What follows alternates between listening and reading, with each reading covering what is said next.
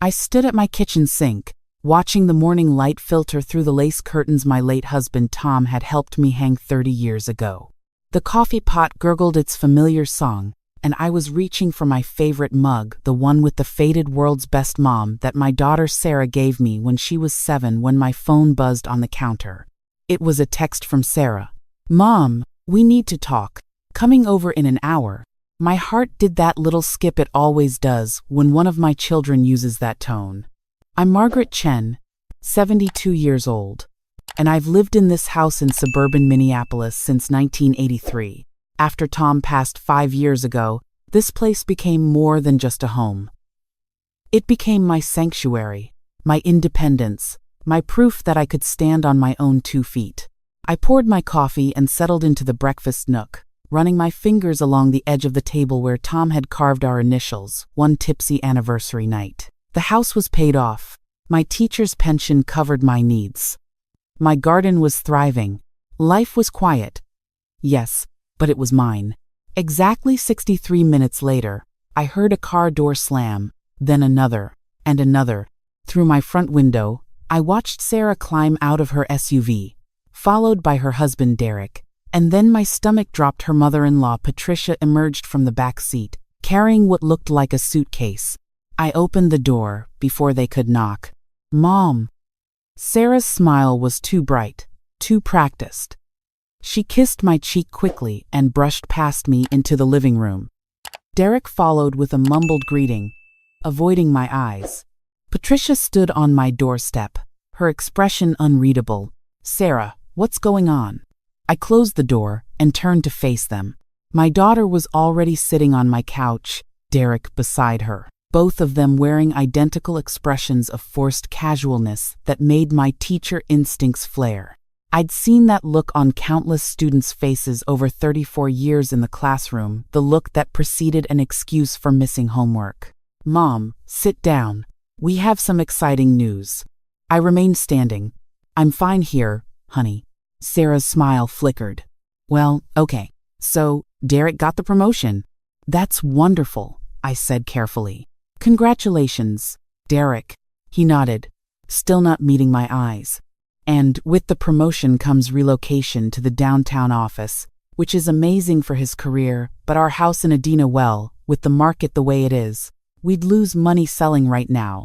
Sarah was talking faster now, her hands gesturing. "So we've been crunching numbers, looking at rentals, and Mom, the rent prices are insane. We'd be paying $3,000 a month for something half the size of what we have now." A cold weight was settling in my chest. "I see." And then Derek and I were talking, and we realized, "Mom, you have all this space. 4 bedrooms. Just for you. And we thought, wouldn't it make so much more sense if we all lived together? We'd save money, you'd have company, Patricia could help with the boys." "Wait." I held up my hand. "Patricia would help with your boys. She lost her apartment," Sarah said quickly. "The building's being converted to condos. It's actually perfect timing because she's been wanting to be more involved with Jake and Connor anyway, and with both Derek and me working, having her here would be here." The word came out flat. "Yes. Here, in your house. Our house." Sarah stood up, coming toward me with her hands outstretched like she was trying to calm a spooked horse. "Mom, I know this is sudden, but we've thought it all through. Jake and Connor can share the room that used to be mine. You'll still have your bedroom and your craft room. Patricia can take the guest room. Derek and I will take the we'll take Tom's office. We can convert it. It's actually the perfect size for a bedroom, and you never use it anyway, right?" The room tilted slightly. "You want to take over Tom's office?" "Well, Mom, he's been gone 5 years. You said yourself you can't bring yourself to touch his things. Maybe this is the push you need to finally move forward." I looked at Derek, who was studying his shoes. At Patricia, who stood by my bookshelf examining my collection of mystery novels. Like this was a casual visit. At my daughter, my firstborn, who was looking at me with an expression that was part pleading, part entitled expectation. "When were you planning to move in?" Sarah's face lit up. "That's the best part. Derek's lease on our place ends in 2 weeks, and Patricia needs to be out of her apartment by the 15th, so we thought this weekend, we can get a moving truck, and Derek's brother said he'd help, and we can all. This weekend. I set my coffee mug down on the side table very carefully. You're telling me, not asking me. Mom, don't be like that. Of course we're asking. We'd never just assume. Sarah. My voice came out sharper than I intended. Did you, at any point, consider that I might say no? The silence that followed was deafening. Mom. Sarah's tone shifted, taking on that patient, slightly condescending quality I'd heard her use with her boys when they were being unreasonable. Be realistic. You're 72 years old, living alone in a 4-bedroom house. The property taxes alone must be eating up your pension. And what about maintenance? The gutters need cleaning. Your furnace is from the 90s. What happens when something breaks and you can't afford to fix it? I can afford. Can you? Really? Because Derek and I have been worried. We drove by last month and noticed the garage door is sticking. And your lawn. Mom. You've always been so proud of your lawn. But it's looking a little rough. We're trying to help you here. I felt something cold and hard crystallize in my chest. By taking over my house, by sharing the house. God. Mom. Why are you making this so difficult? This is a good thing. We'd split utilities. We'd be here if you fell or had a medical emergency. The boys would get to spend real time with their grandmother instead of just holidays. And where would I be in all this? I asked quietly. In this house full of people, where would I be? Sarah threw up her hands. You'd be exactly where you are now. In your home. With your family. Mom, I don't understand why you're being so stubborn about this. It's not like we're strangers. We're your daughter and grandchildren. Sarah, I think what your mother is trying to say, Derek started. But Sarah cut him off. No, she's not saying anything. She's just standing there acting like we've asked her to donate a kidney instead of share her house that's way too big for one person anyway. Patricia finally spoke from her position by the bookshelf. Perhaps we should give Margaret some time to think about it. There's no time, Sarah snapped. Our lease is up. Mom's apartment is being converted. We need to make a decision now. I've made my decision, I said. Sarah's face transformed into pure relief. Oh, thank God. Mom, you had me worried there for a second. Okay, so this weekend? No. The word hung in the air like a slap. What? No, Sarah. You cannot move into my house. None of you can. My daughter's mouth opened and closed. Mom, you're not thinking straight. This is the perfect solution for everyone. We've already given notice on our house. Patricia's lease is up. Where do you expect us to go? I expect you to find your own place to live. Like adults. Sarah's face flushed red. Like adults? Mom, we're trying to be responsible here. We're trying to save money and take care of family, and you're trying to take over my home without my permission. We're not taking over anything. We're moving in. There's a difference. Is there? I walked to the front door and opened it. I think you all need to leave now. No one moved. Mom, you're being completely irrational, Sarah said, her voice taking on a dangerous edge. Do you hear yourself? We're your family. We're trying to help you, and you're being selfish. That word selfish hit me like a physical blow. How many times in my 72 years had I been called selfish for wanting something for myself? For not immediately sacrificing whatever someone else needed. Get out of my house. Fine. Sarah grabbed her purse. Fine. We'll leave. But don't come crying to me when you fall down these stairs and lie here for days before anyone finds you. Don't call me when your roof starts leaking and you can't afford to fix it. Don't expect me to drop everything when you finally admit you can't do this alone anymore. She stormed toward the door, Derek trailing behind her with a muttered, "Sorry, Margaret." Patricia was the last to leave. She paused in the doorway, meeting my eyes. "For what it's worth," she said quietly, "I told them they should have asked first." Then they were gone, and I was alone in my house that suddenly felt both too big and exactly right. I made it to the couch before my legs gave out. My hands were shaking, my heart was racing, and somewhere in the back of my mind, a small voice was asking if Sarah was right. Was I being selfish? Unreasonable? Would I regret this? I looked around my living room, at the photos on the mantel showing 43 years of marriage. At the wallpaper Tom and I had argued about before deciding it was perfect. At the worn spot on the carpet where he used to stand while reading the morning paper. This was my home. Mine. I pulled out my phone and scrolled through my contacts until I found the name I was looking for. Linda Ramirez. We'd taught together for 20 years before she retired and became a real estate attorney. She answered on the second ring. "Margaret. Long time. How are you?" "Linda, I need your advice. And possibly your professional services. Do you have time for lunch?" 2 hours later, I sat across from Linda at our favorite Vietnamese restaurant, watching her face grow more serious as I explained the situation. "Let me make sure I understand," Linda said, setting down her spring roll. "Your daughter wanted to move her entire family, plus her mother-in-law, into your house, without asking, with 2 weeks' notice, and she expected you to give up your late husband's office. That's the summary, yes. And now she's given up her lease, and her mother-in-law is losing her apartment." Apparently, Linda leaned back, studying me. "Margaret, I've known you for 30 years. What do you want me to tell you?"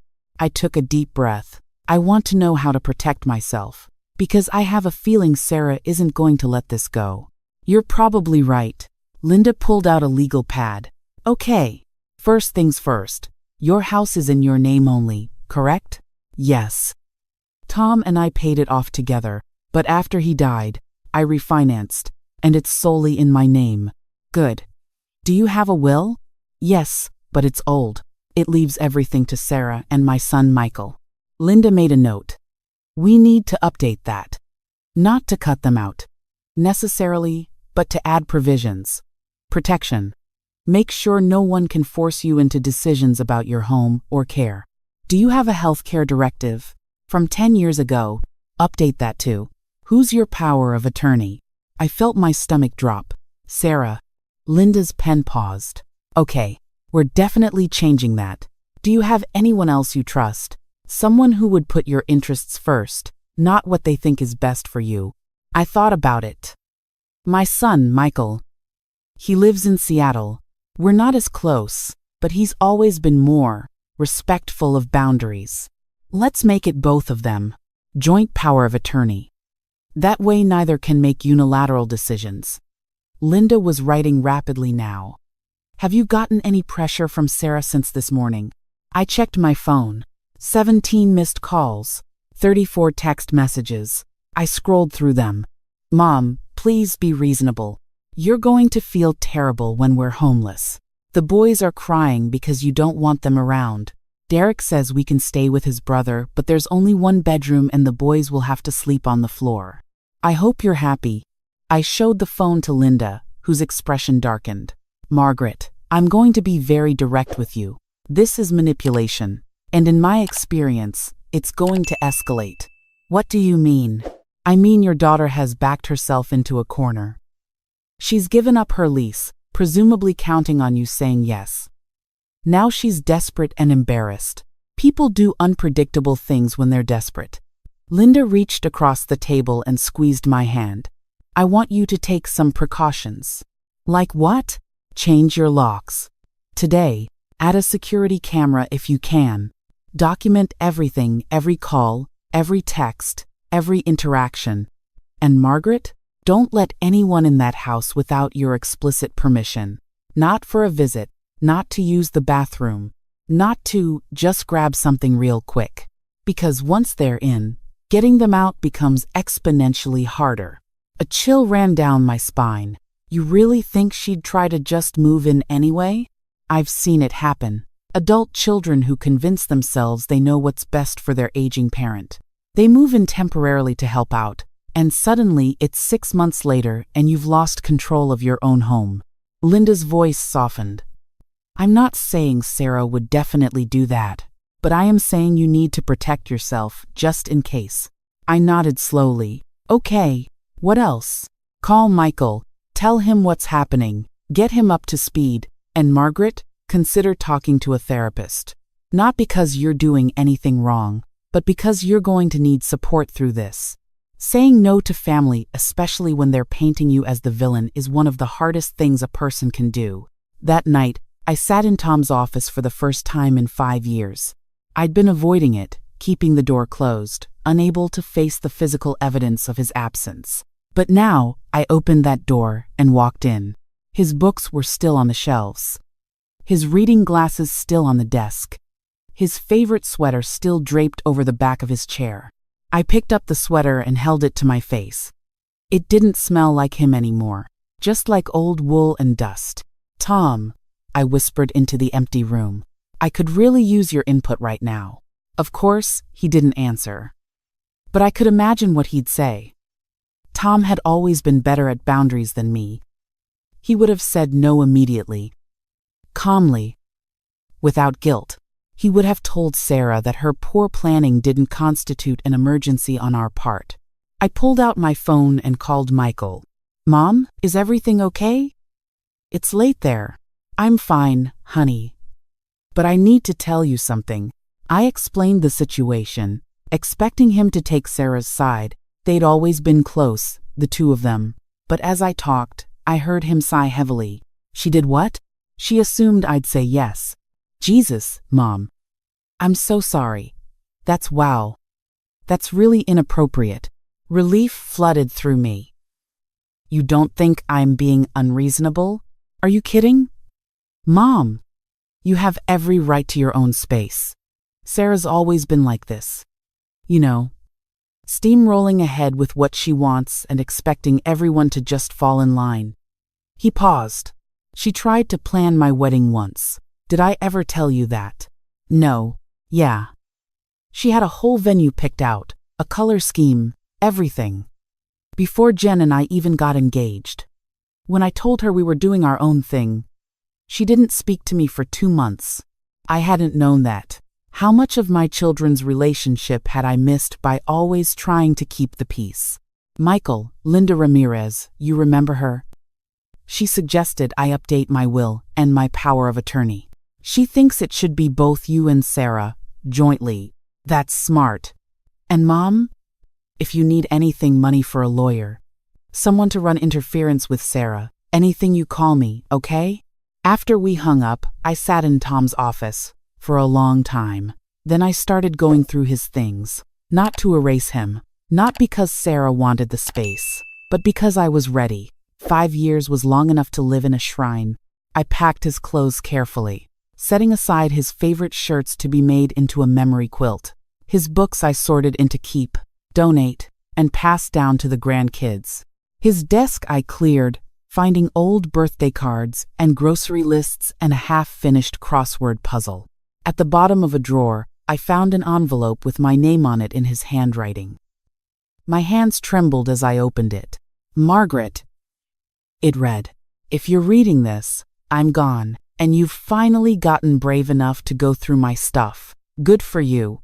I want you to know something. This house is yours now, not a museum to me, not a waiting room for death.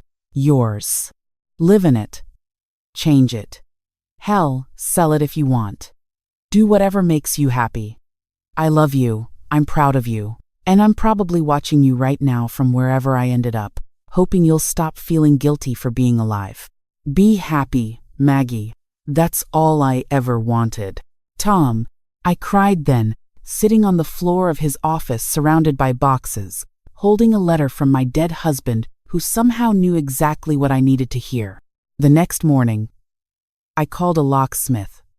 While he was changing my locks, I ordered a video doorbell online. Then I called my neighbor, Ellen, who'd lived 3 doors down for 15 years. Ellen, I need to ask you something, and it's going to sound paranoid. Shoot. If you see anyone trying to move furniture or boxes into my house when I'm not home, would you call me?" There was a pause. "Is everything okay, Margaret?" I gave her the abbreviated version. "Oh, honey, I've seen this happen before. My sister went through the exact same thing with her daughter. Hold on, I'm coming over." 10 minutes later, Ellen was at my door with a container of cookies and a fierce expression. "Okay, here's what we're going to do. I'm adding you to my neighborhood watch group chat. There are 15 of us, and we all have each other's backs. Anyone strange shows up at your house, we'll know about it." "Ellen, I don't want to cause trouble." "Margaret Chen, you listen to me. You taught half the kids in this neighborhood, including my 3. You organized the block parties for 20 years. You brought meals to every new parent and every person who lost a loved one. You've earned the right to live in peace in your own damn house." She pulled out her phone. "Now, I'm going to take a picture of you for the group chat so everyone knows to look out for you. Smile." I smiled weakly. "Good. Now, tell me the truth. How are you really doing?" And somehow, standing in my kitchen with this woman I'd known for 15 years but had never been truly close to, I started to cry. "I feel like I'm losing my daughter." Ellen pulled me into a hug. "No, honey. You're finding yourself. There's a difference." For 3 days, my phone never stopped. Sarah called and texted constantly. The messages ranged from pleading, to angry, to manipulative. "Mom, the boys miss you. Derek's brother's place is so crowded. Connor had an asthma attack from the stress. I can't believe my own mother would put us through this. You're going to regret this when I'm not around to help you anymore." I didn't respond to any of them. Linda had advised me to keep communication to a minimum unless it was through her. On the 4th day, I was in my garden when I heard my new video doorbell chime. I checked my phone and saw Sarah standing on my porch, looking haggard. She rang the bell again. "Mom, I know you're home. Your car's in the driveway. Please." "I just want to talk." I stayed in the garden, watching through my phone. "Mom, please. I'm sorry, okay? I'm sorry I didn't ask properly. I'm sorry I assumed. But we really are in a bind here. Mom? Please open the door."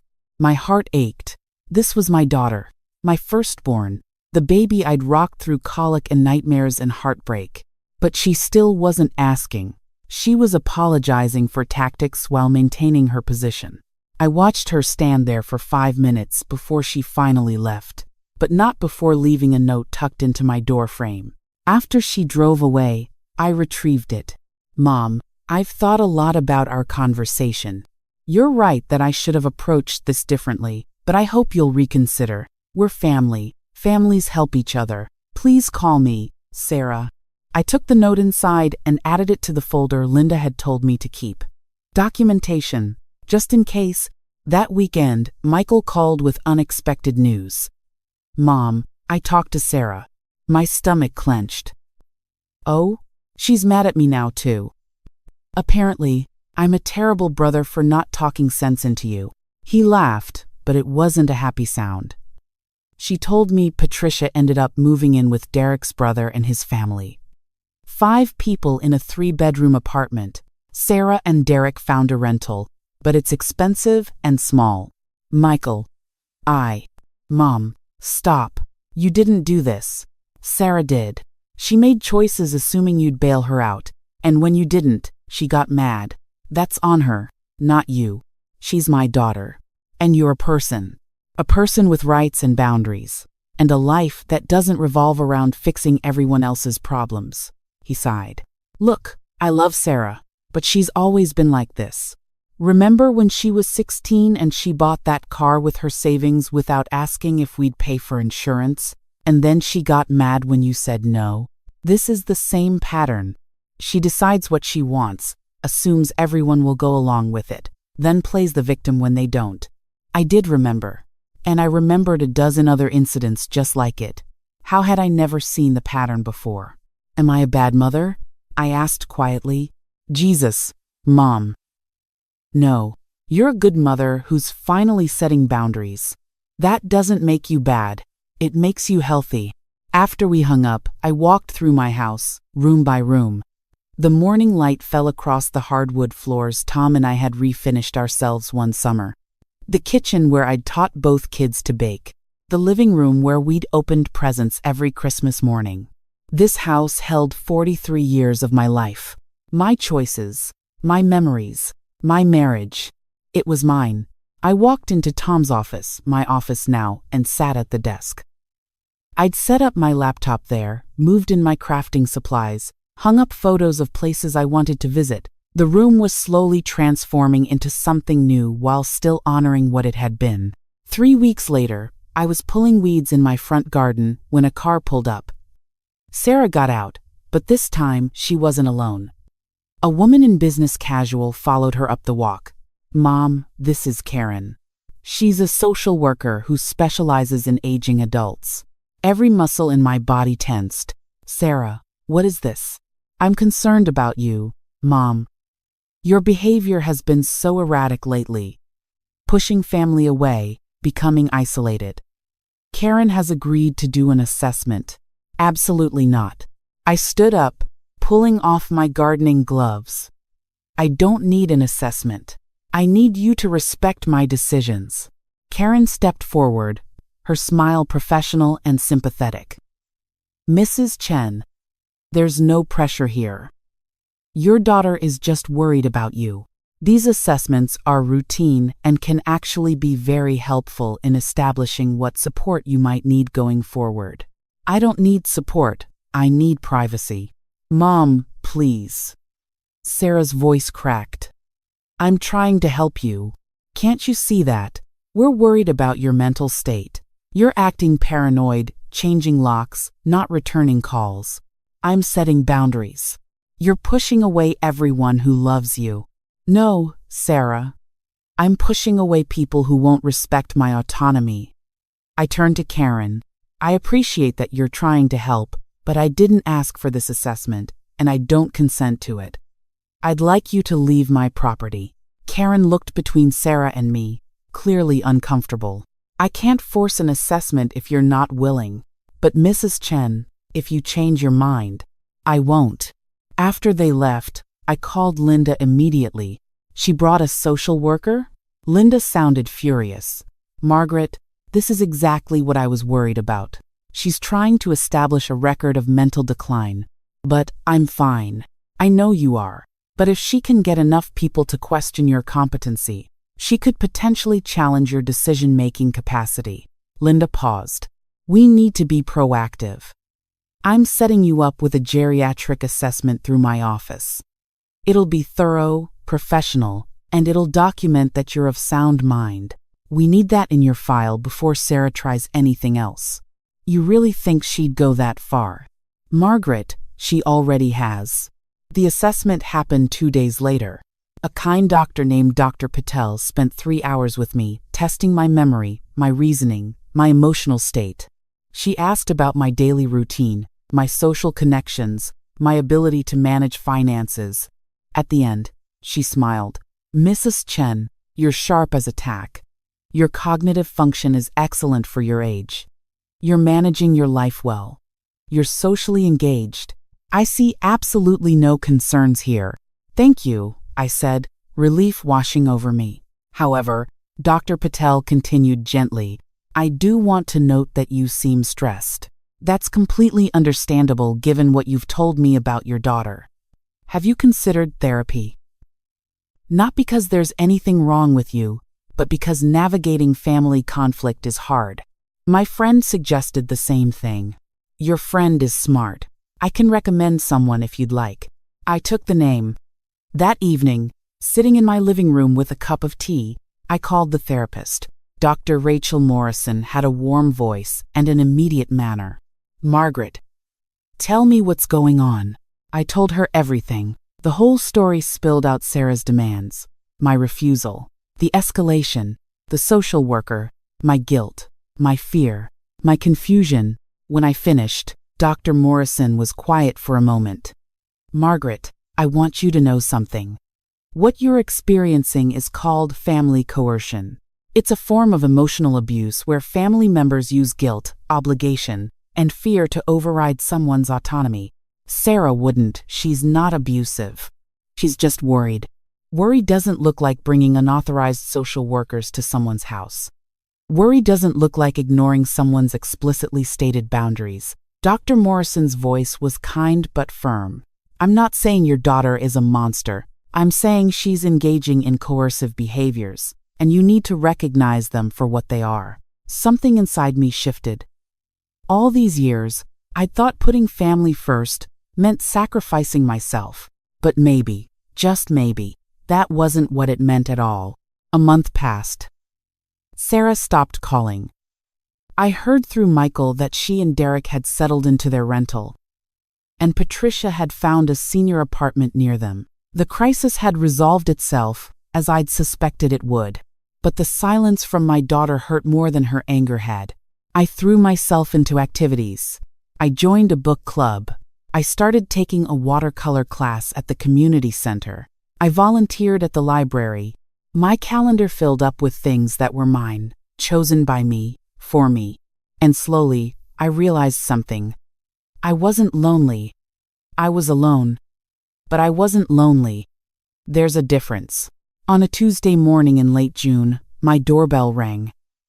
I checked the video and saw Sarah standing there, alone. She looked smaller, somehow. Tired, I opened the door. Hi, Mom. Hi, sweetheart. We stood there awkwardly for a moment. Can I come in? She asked. Please? I stepped aside, and she entered, looking around like she was seeing the house for the first time. You painted the hallway. A few weeks ago. I wanted something brighter. It's nice. She twisted her hands together.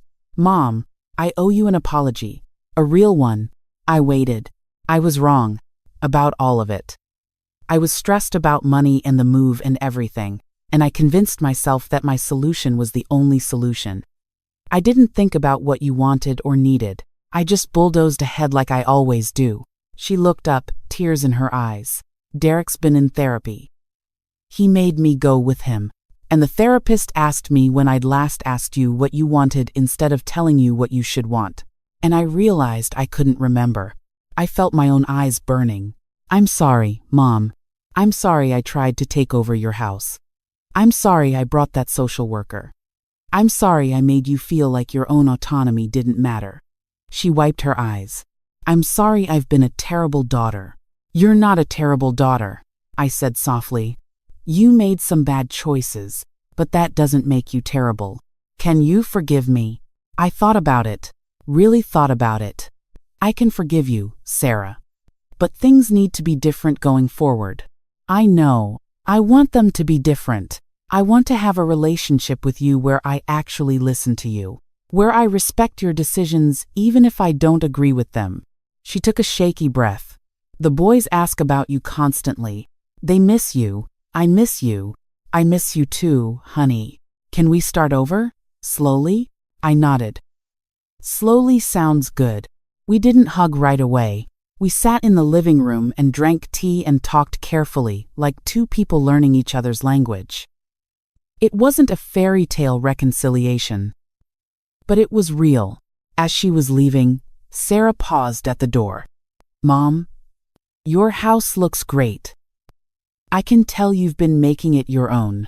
Thank you, and I'm glad you didn't let us move in. I think it would have ruined us, all of us. After she left, I stood in my house, my home, and felt something I hadn't felt in months. Peace. I walked into my office and pulled out my journal. Linda had suggested I keep one as part of processing everything that had happened. I wrote about Sarah's visit, about forgiveness, about boundaries. Then I wrote something else. Today, I learned that loving someone doesn't mean sacrificing yourself for them. It means loving yourself enough to teach them how to love you properly. Tom, I think I'm finally understanding what you meant in that letter. This house is mine. This life is mine, and I'm going to live it.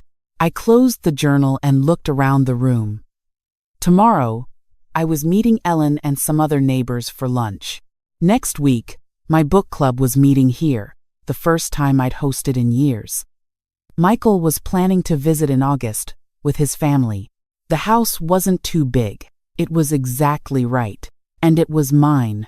Outside my window, the garden Tom and I had planted was in full bloom. I'd added some new flowers this year, bright orange gerbera daisies that Tom never would have chosen. But I loved them.